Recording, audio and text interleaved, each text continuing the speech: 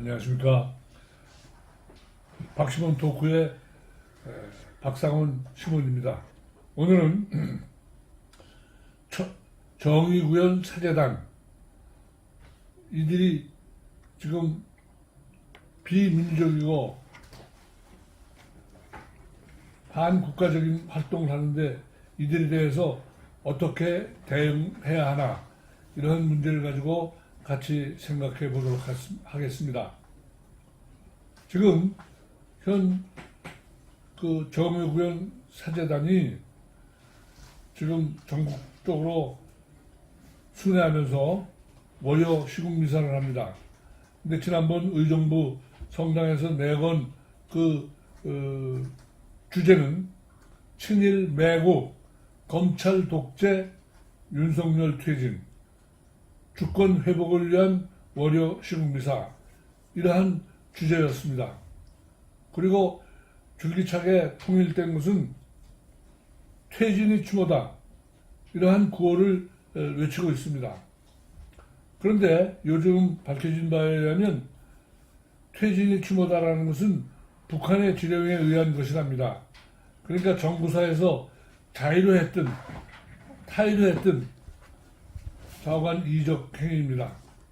그리고 더욱 놀라운 것은 그들이 월요미사 할 때마다 적극적으로 합세하는 세력이 있는데, 그것이 바로 이석기 시즌2인 진보당입니다.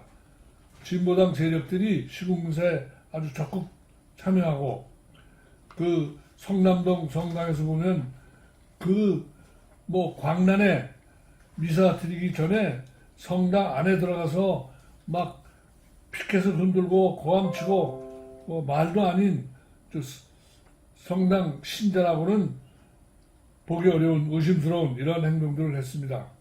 한마디로 이들은 자유민주주의를 허물어뜨리고 사회주의, 공산주의로 가겠다는 반민주적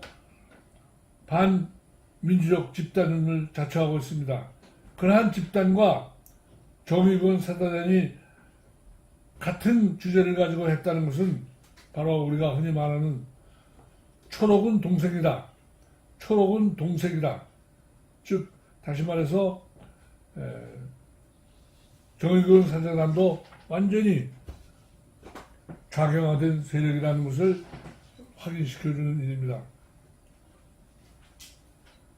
우리 평신도들이 지향하고 싶은 그러한 천주교의 모습은 자유민주주의를 사랑하고 자유민주주의적 그러한 생활 패턴을 만들자고 하는 것이 많은 평신도들의 희망이지만, 정의구현 사재단들은 아까도 말한 것처럼 사회주의적인 세계관, 이러한 왜곡된 신앙관을 가지고 방향을 오도하고 있습니다.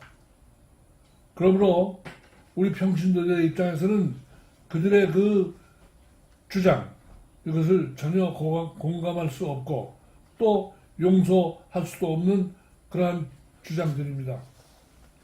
누가 옳은가 하는 것은 우리 평신도들이 상식적인 판단력을 가지고 능히 짐작할 수 있습니다. 또한 그들은 문재인, 이재명의 집권을 돕는 세력들이지만, 그들이 자유민주주의를 사랑하는 국민들의 열화와 같은 지원을 받은 윤석열이 대통령이 되니까 윤석열이 지금 친일 매국을 한다고 매도하고 있습니다. 반일 감정에 치우친 나머지 과거 지향적으로 가면은 우리 국익에 손해되기 때문에 좀 국민들이 처음에 이해할 수 없지만, 그러나 우리가 먼저 다가가서 관계 개선을 해야만 미래지향적인 그러한 방향으로 나가기 때문에 접근을 했는데, 이것은 지금 일본도 처음에는 미온적이었지만 지금 완전히 적극적으로 우리와 뜻을 같이 하는 그러한 것으로 방향 전환이 됐기 때문에, 우리는 반일은 잊지 말아야 되지만 그것으로 분노만 하고 그 역주행하지 말고 그 길로 승화되어야 합니다. 일본을 이겨야 된다 하는 그러한 그 아주 굳센 결의를 가지고 대항해야 합니다. 다음은 새로운 윤석열 정부가 평화보다 전쟁을 일삼는, 전쟁을 운운하는 그러한 그 세력이라고 매도하고 있습니다. 한번 생각해보면 문재인의 평화 프로세스, 북한에 대해서 하고 있는 것은 그 냉철한 판단력에 의하면 실패할 수밖에 없는 평화 수로다 이렇게 말할 수 있지만, 그러나 그때 많은 국민들은 분단 상황의 오랜 지속 등으로 해서 문재인의 그 선량한 그러한 행동으로 이렇게 착각해서 많은 국민들이 거기에 매혹되고 많은 지지를 보냈지만, 그러나 아까 말한 것처럼 냉철한 판단력에 의하면 그것은 허상일 뿐이었습니다. 즉, 왜냐하면 김정은의 진정성을 의심할 수밖에 없고, 우리와의 합의, 약속을 파기했을 때에도 그것을 억제할 수 있는 아무런 장치도 없이 다만 그들의 선의만 기대하는 그러한 허약한 평화 프로세스였기 때문에 결국은 북한은 겉으로 합의하는 척 하면서도 핵실험을 계속하고 중국에는 결국 모든 것이 제자리로 돌아갔고, 다만 대한민국의 안보만 허물어지는 이러한 악순환을 했습니다. 그러므로 윤석열이 말하는 대북 평화 정책이란 전쟁을 운운하는 것이 아니라 북한의 도발을 억제할 수 있는 힘을 전제로 해야 한다는 뜻을 내포하고 있는 것인데, 정부사나 또는 좌파들은 마치 전쟁을 하겠다는 전쟁광이라고 심지어는 이렇게 비난하기도 합니다.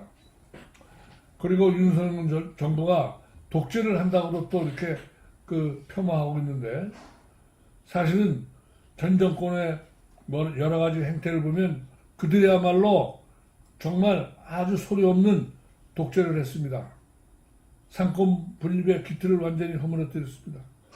대법원장의 임명을 자기 사람으로 해서 사법부를 장악하고, 부정선거 의혹이 있는 그러한 국회의원 선거에서 민주당이 다수당이 됨으로써 입법부를 장악하고, 언론, 헌법재판관 이런 것도 전부 좌파로 과반을 차지하도록 이런 걸 했고, 또 언론도 민주노총 산하단체인 민원련 출신들의 좌파 언론인들이 여론을 조작하고 국민들의 자유민주에 대한 열망, 이것을 은근히 무너뜨리려는 그러한 행동들을 하고 있습니다. 독재가 어떤 것이냐 하는 것을 단적으로 말할 수 있는 것은 오늘날 탈원전 정책으로 해서 우리나라가 얼마나 많은 손해를 입었습니까? 그것을 원위치 시킨다 해도 아직도 몇백조가 더 돈이 들어가야만 해결된다 이런 얘기가 있습니다.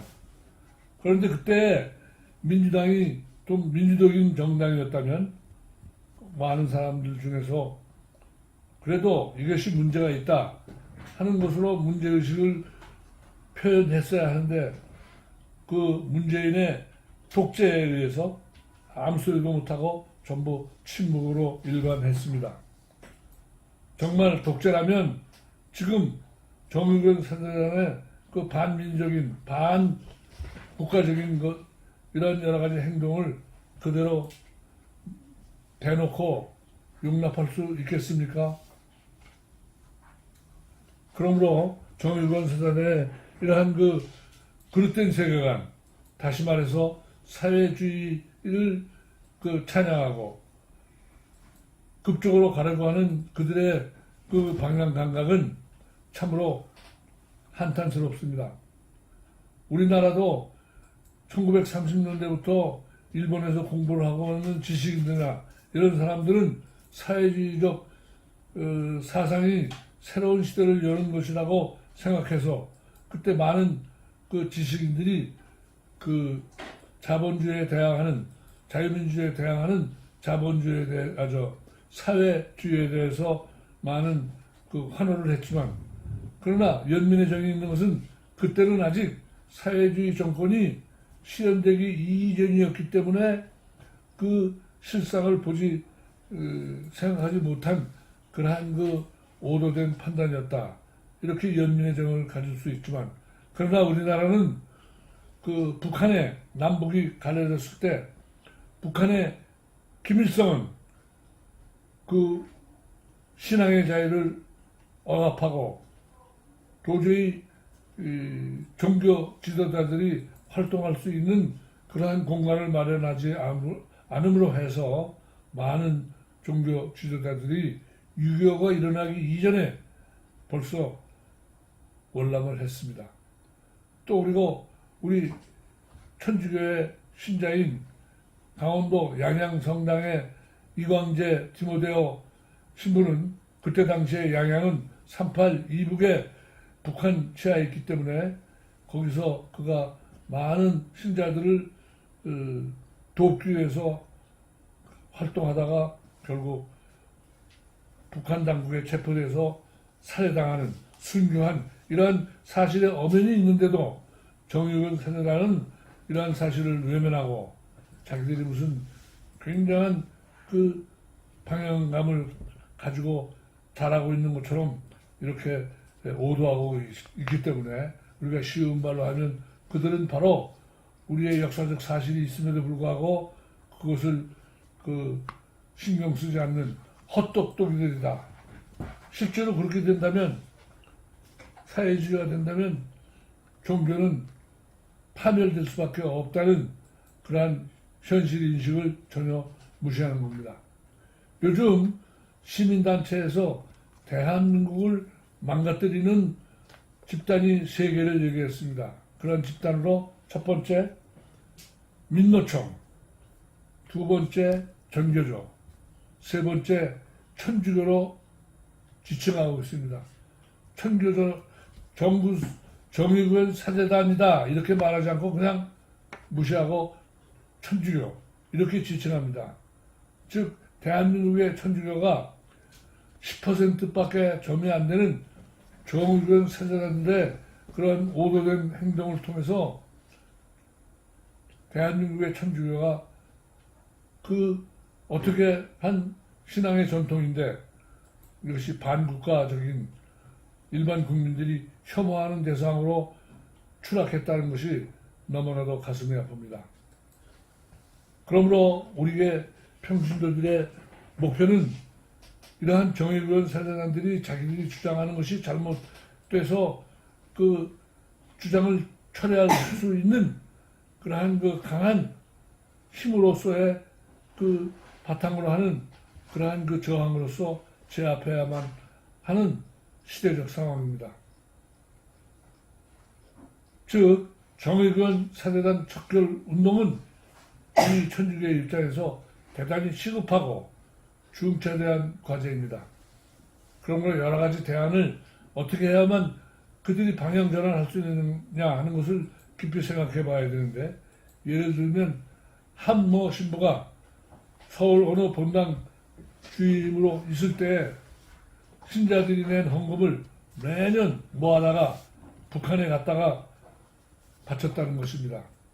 그러므로 예를 들면 이러한 그 종북적인 사제, 그 사회민주주의를 지향하는 그러한 그 정부사의 신부들이 있는 성당에는 헌금을 내지 않아야 된다. 이러한 운동도 우리는 깊이 생각해 보아야 합니다. 그러나 불행하게도 현 대수천 집행부에서는 이계성 전 대표가 아주 과격하다. 이러한 비판을 하는 인사들이 운영위원회를 장악해가지고 이계성 대표를 밀어내는 데에만 온 신경을 쓰고 있고, 정의구현 사재단에 대해서 우리가 정말 대항하고 투쟁해야 할 이러한 상황에서는 전혀 그런 부분에 소극적이고 전혀 관심이 없는 듯합니다. 설사 몇 년 전에 그 이계성 전 대표의 그 방향 감각이 과격하다고 판단했더라도 지금 보니까 전혀 과격한 게 아니고 정말 정부사가 문제가 있는 집단이다라는 것으로 이해하고 우리가 방향 전환을 해야 할 때지만 그들은 그런 것에 전혀 인정하려 들지 않습니다. 그러므로 지금 정의구현 사재단의 잘못된 그러한 그 행동이 국민의 지탄을 받는 입장에서는 이에 맞서서 한국 천주교회를 바로 세우는 그러한 그 행동에 임해야 됩니다. 그것을 정상적인 수준으로 보면 대수천, 대한민국 수호 천주교 모임이라는 이 그 모임의 이름에 걸맞게 하려면 우리는 모든 힘과 역량을 집중해서 그들과 싸워야 할 테지만 불행하게도 현재의 천주교 대수천의 집행부는 관심조차 없고 지금 현재 단순한 친목단체에 불과한 한심스러운 수준에 머물러 있습니다. 그러함에도 그동안 이계성 전 대표와 뜻을 같이 하는 대수천 회원들은 현 집행부에 아무런 도움도 없이 시위 집회를 계속하고 있습니다. 박주한 신부의 망언을 규탄하는 시위를 그 엄동설 안에서 명동성당 앞에서 여러 날 계속 시위 집회를 했으며, 정의구현 사재단이 헬로윈 희생자에 대한 추모미사를 빙자한 반정부 시위에도 우리는 그 추이를 무릅쓰고 항의 집회를 계속했습니다. 그리고 지금 현재 매주 월요일 앞에서 말씀드린 것처럼 정의구현 사재단은 윤석열 퇴진 미사를 전국적으로 순회하면서 진행하고 있기 때문에 우리 그 집회를 하는 사람들은 그러한 시국사에 빠짐없이 찾아다니면서 항의 집회를 하고 있지만, 그러나 현재의 역량으로는 수도권을 중심으로 할 수밖에 없는 그러한 한계성을 가지고 있습니다. 그래서 그러나 우리가 이것을 희망적인 사항을 발견할 수 있다면, 지난번 4월 22일 장충체육관에서 전국적인 신자를 대상으로 하는 성령 기도회에 우리 이계성 대표와 뜻을 같이 하는 우리 회원들이 정의구현 사재단이 얼마나 잘못된 길로 우리 천주교를 이끌냐 하는 것에 대한 그 팜플렛을 나눠주면서 그들의 잘못된 점을 항의하는 모습에 많은 전국에 있는 신자들이 호응하고 공감하는 분위기를 느낄 수 있었습니다. 그러므로 우리는 우리 활동 범위를 수도권에 머물지 않고 여러 어려움이 있겠지만 더 매진해서 전국적으로 확산하는 그러한 조직으로 전국적인 신자들이 그들의 정의구현 사재단의 잘못된 이러한 그 행동을 제약하고 막아내는데 온 힘을 기울여야 하기 때문에 우리 이러한 운동에 대해서 우리 올바른 판단력과 실천력을 가진 우리 천주교 신자들은 많은 호응과 또 성원을 부탁드리는 바입니다. 이상입니다. 감사합니다.